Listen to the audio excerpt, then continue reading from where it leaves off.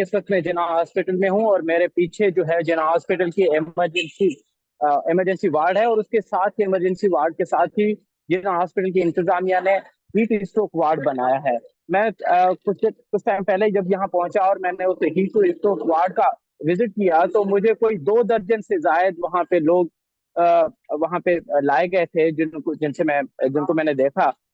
और वो जो 2 दर्जन से ज्यादा लोग हैं, उनमें मेजोरिटी जो है वो एजिड लोगों की है। और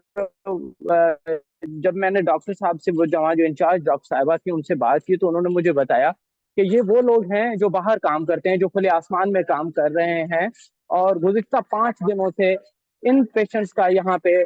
मुसलसल इस तरह के पेशेंट्स आ रहे हैं। और कुछ 100 की तादाद में इस वक्त जो है वो जिन्ना हॉस्पिटल में ये पेशेंट्स आ चुके हैं।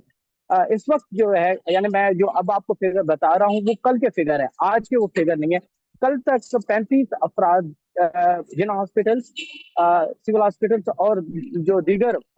हॉस्पिटल्स हैं जहाँ पे हीट स्ट्रोक के वार्ड बनाए गए हैं, वहाँ पे 35 अफराद की अमवात की तस्दीक की गई है। और भी मैं आपको बताऊं कि जिन्ना हॉस्पिटल के साथ साथ सिविल हॉस्पिटल कराची में भी हीट स्ट्रोक वार्ड बनाया गया है, और शहीद अब्बासी हॉस्पिटल जो है वहां पे भी सरकारी तौर पे वहां पे हीट स्ट्रोक बनाए। इसके अलावा जो प्राइवेट हॉस्पिटल्स हैं वहां पे भी हीट स्ट्रोक के वार्ड्स बनाए गए हैं। अ, जो डॉक्टर साहबा से मेरी बात हुई है कि यहाँ पे जो हीट स्ट्रोक पेशेंट्स आ रहे हैं, वो ज्यादातर शिकायत क्या कर रहे हैं आपसे कि उनको क्या तकलीफ है, तो वो ज्यादातर ये बताते हैं कि उनको सीने में जलन हो रही है, उनके हाथ और पाँव में शदीद जलन हो रही है, और उनको चक्कर आ रहे हैं, और बास पेशेंट्स जो है वो वॉमिटिंग भी करते हैं। तो डॉक्टर साहब ने ये बताया कि अगर इस तरह का कोई पेशेंट हो जिसको हीट स्ट्रोक लग गया हो और उसको इस तरह की अलामत हो कि उसके हाथ और पाँव में जलन हो रही हो और उसको चक्कर आ रहे हो, तो फौरी तौर पे उसको सर के ऊपर पानी डालना चाहिए, उसको पानी पीना चाहिए जितना वो कर सके, और फौरी तौर पे वो उस जगह से हट के किसी छांव वाली जगह में आ जाए।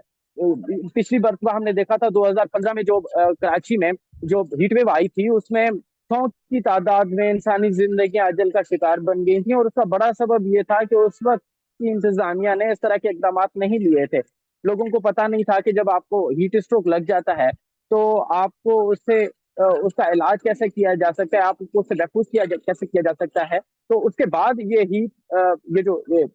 जो हीट स्ट्रोक सेंटर्स बनाए गए हैं, तो यकीनन आप देखें कि गुज़िश्ता 5 दिन से कराची एक शदीद गर्मी की लपेट में है। और 2015 के इस वक्त इस बात में कोई जस्टिफाई नहीं है कि 35 जिंदगी बहुत बड़ी जिंदगियां हैं, अभी भी एक बहुत बड़ा नुकसान हो चुका है कराची का